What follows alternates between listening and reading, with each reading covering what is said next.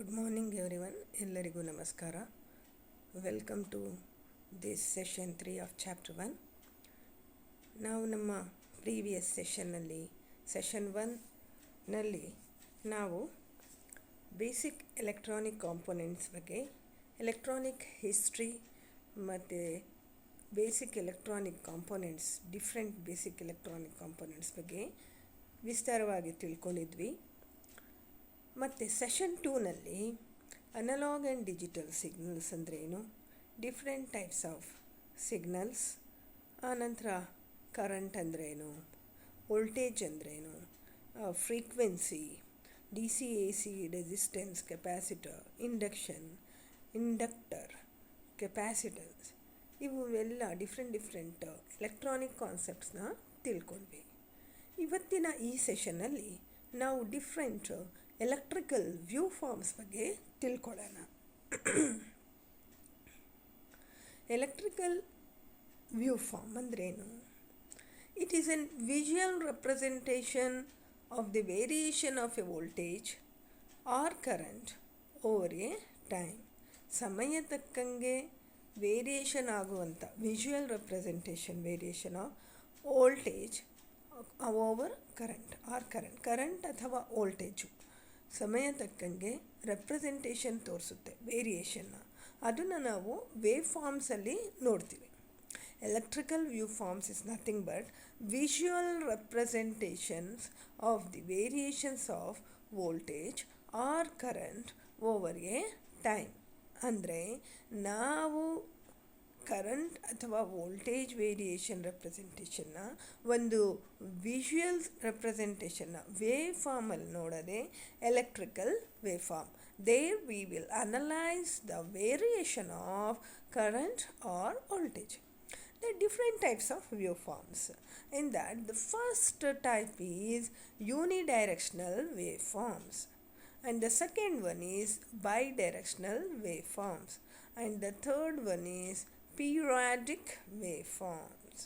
So let's understand what is unidirectional waveform. Unidirectional waveforms, name itself indicating, ಆ ಹೆಸರಲ್ಲೇ ನಾವು ತಿಳ್ಕೊಳ್ತೀವಿ ಏನು, the electrical waveforms which always flow in one direction. ಒಂದೇ ದಿಕ್ಕಲ್ಲಿ ಹೋಗುವಂತಹ wave ಫಾರ್ಮ್ಸ್ನ ನಾವು ಯೂನಿಡೈರೆಕ್ಷನಲ್ wave forms ಅಂತ ಕರಿತೀವಿ. ಏನು ಹೇಳ್ತೀವಿ? ಒಂದೇ ದಿಕ್ಕಲ್ಲಿ electrical wave forms which always view from one direction. ಯಾವ ಎಲೆಕ್ಟ್ರಿಕಲ್ ವೇವ್ ಫಾರ್ಮ್ಸು ಒಂದೇ ದಿಕ್ಕನ್ನು ಸೂಚಿಸುತ್ತೋ ಅದನ್ನು ಯೂನಿಡೈರೆಕ್ಷನಲ್ ವೇವ್ ಫಾರ್ಮ್ಸ್ ಅಂತ ಕರಿತೀವಿ. ಅದೇ bidirectional waveforms, the electrical waveforms which is always flow in cyclic manner, or that is positive direction to negative direction constantly. ಅಂದ್ರೇನು? ಯಾವ electrical wave forms ಒಂದು ಸುತ್ತು ಸೈಕ್ಲಿಕ್ ಫಾರ್ಮಲ್ಲಿ ಓಡಾಡುತ್ತೆ ಅಂದರೆ it flow in both the direction ಅಂತ ಅರ್ಥ. ಅಂದರೆ ಅಲ್ಲಿ ಒಂದು ಸರ್ಕಲ್ಲೇ ಕಂಪ್ಲೀಟ್ ಮಾಡುತ್ತೆ ಸೈಕ್ಲಿಕ್ ಮ್ಯಾನರ್ ಅಂದರೆ. So it is N the positive, it also cover positive direction as well as negative direction. ಒಂದೇ ಸಮ ಪಾಸಿಟಿವ್ ವೇರಿಯೇಷನು ಮತ್ತು ನೆಗೆಟಿವ್ ವೇರಿಯೇಷನ್ ಕಾನ್ಸ್ಟೆಂಟ್ಲಿ ವೇರಿಯೇಷನ್ ಆಗೋದನ್ನು ತೋರಿಸೋದೇ ಬೈ ಡೈರೆಕ್ಷನಲ್ ವೇವ್ ಫಾರ್ಮ್. ಅದೇ ಪೀರಿಯಾಡಿಕ್ ವೇವ್ ಫಾರ್ಮ್ ಅಂದ್ರೇನು? It is the most common of all the electrical waveform. It includes sine waves. ಅಂದ್ರೇನು? ಸಮಯ ತಕ್ಕಂಗೆ variation ಆಗುವಂಥ ವೇವ್ ಫಾರ್ಮ್ಸ್ನ ನಾವು ಪೀರಿಯಾಡಿಕ್ ವೇವ್ ಫಾರ್ಮ್ಸ್ ಅಂತ ಕರಿತೀವಿ. ಸಮಯ ತಕ್ಕ ಪೀರಿಯಾಡಿಕ್ ಅಂದ ತಕ್ಷಣ ಸಮಯ. ಓಕೆ, ಸೊ ನಮ್ಮ ಕೆಲಸ ನಾವು ಯಾವ ರೀತಿ ವೇರಿಯೇಷನ್ಸ್ ಮಾಡ್ತಿರ್ತೀವಿ ಆ ರೀತಿ. It is the most common of all the electrical wave forms and it will represent the manner of sine waves. Okay, there are type of wave ಫಾರ್ಮ್ಸಲ್ಲಿ ನಾವೀಗ ಜಸ್ಟ್ ತಿಳ್ಕೊಂಡ್ವಿ, unidirectional, bidirectional, periodic. So characteristics of ವೇವ್ಸ್ನ ತಿಳ್ಕೊಳ್ಳೋಣ. What are the characteristics of waves? Okay, ಈ ವೇವ್ಸಲ್ಲಿ ನಾವು ಯಾವ್ದ್ರ frequency, velocity, wave length, amplitude, periodic time ಅವೆಲ್ಲ ತುಂಬ ಅದ್ರ ಮುಖ್ಯ ಗುಣಗಳು, ಮತ್ತು ಇದ್ರ ಮೇಲೆ ಅದರ ಸ್ಪೀಡ್ ರೆಸಲ್ಯೂಷನ್ನ ಮತ್ತು ಅದರ ವೇರಿಯೇಷನ್ ಯಾವ ರೀತಿ ಓಡುತ್ತೆ ಅನ್ನೋದನ್ನು ನಾವು ಅನಲೈಸ್ ಮಾಡ್ಕೊಳ್ಬೋದು. ಮುಖ್ಯ ಗುಣಗಳು ಯಾವುದು ವೇವ್ ಫಾರ್ಮ್ಸ್ದು? ಮೊದಲನೇದಾಗಿ ವೇವ್ ಲೆಂತ್, ಎರಡನೇದಾಗಿ ಆ್ಯಂಪ್ಲಿಟ್ಯೂಡ್, ಮೂರನೇದಾಗಿ ವೆಲಾಸಿಟಿ, ನಾಲ್ಕನೇದು ಫ್ರೀಕ್ವೆನ್ಸಿ, ಮತ್ತು ಐದನೇದು ಬಂದು periodic time. So let's understand what you mean by wavelength.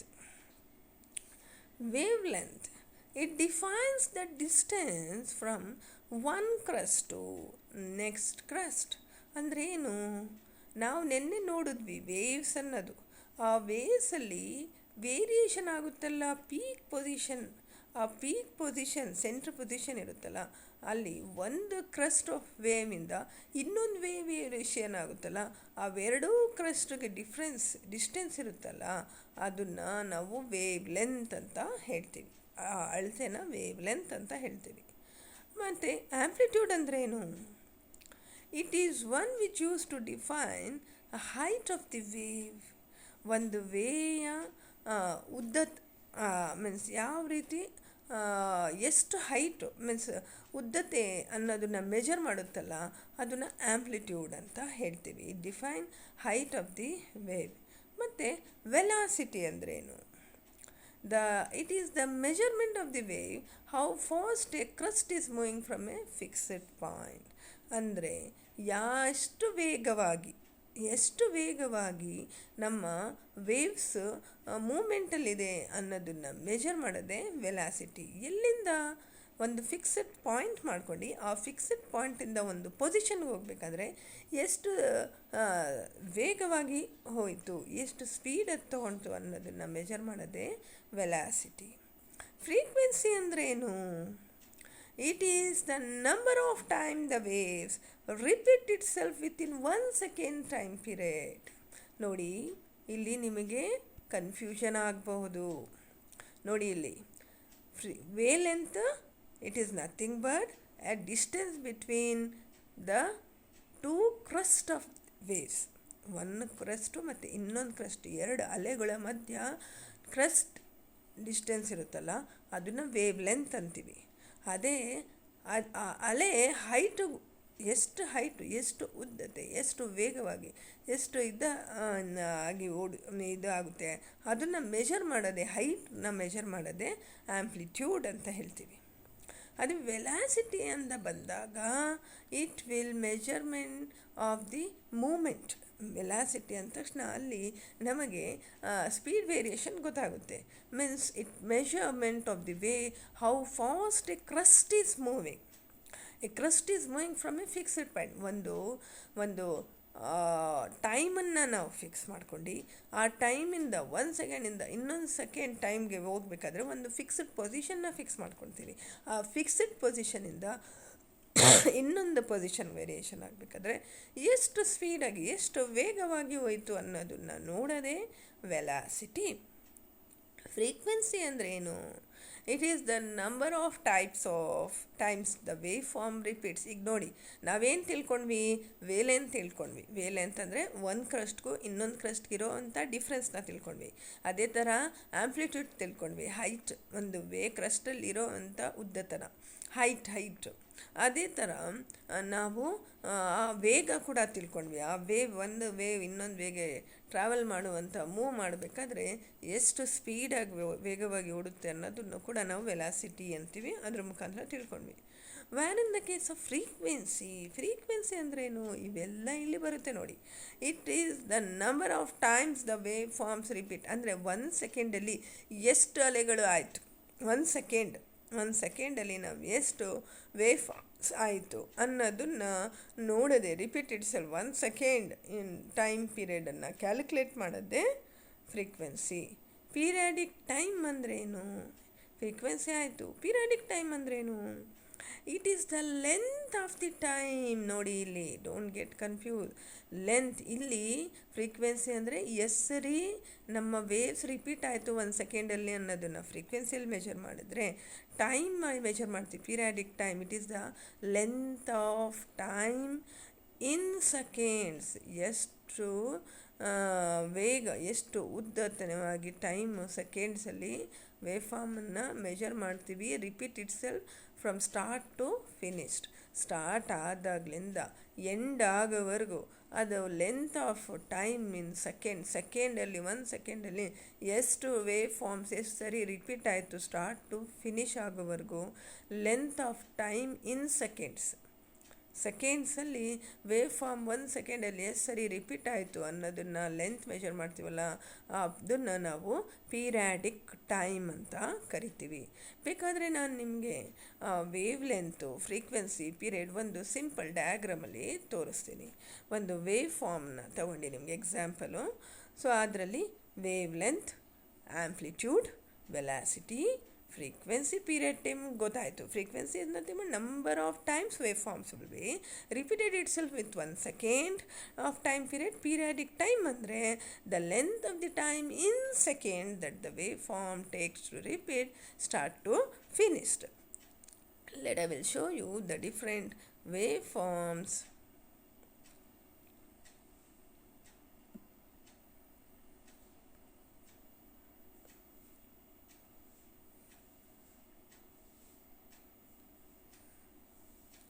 ನೋಡಿ ಮಕ್ಕಳ, ಇದನ್ನು ನಾವು ಡಿಫ್ರೆಂಟ್ ವೇವ್ ಫಾರ್ಮ್ಸ್ ಅಂತ ಕರಿತೀವಿ.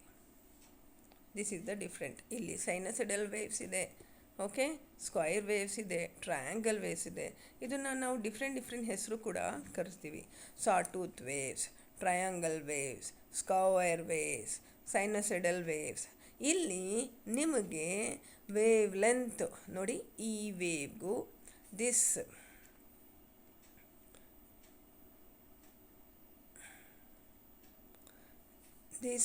ಕ್ರಸ್ಟ್ ಇಲ್ಲಿಂದ ಇಲ್ಲಿವರೆಗೂ, ಈ ಸೆಂಟ್ರ್ ಭಾಗ ಇಲ್ಲಿಂದ ಇಲ್ಲಿವರೆಗೂ, ಈ ವೇಗೂ ಇಲ್ಲಿಂದ ಇಲ್ಲಿವರೆಗೂ ಡಿಸ್ಟೆನ್ಸ್ ಆಗದೆ wave length.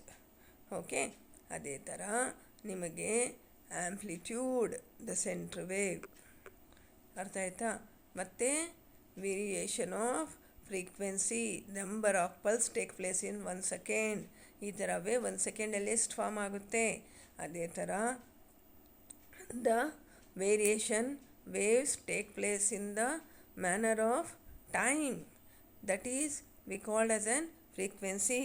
Okay, so I will show you here.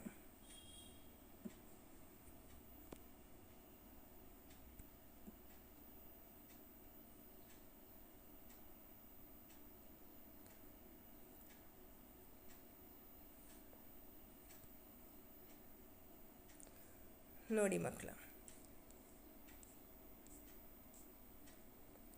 wavelength, what we have understand, it defines the distance from one crust.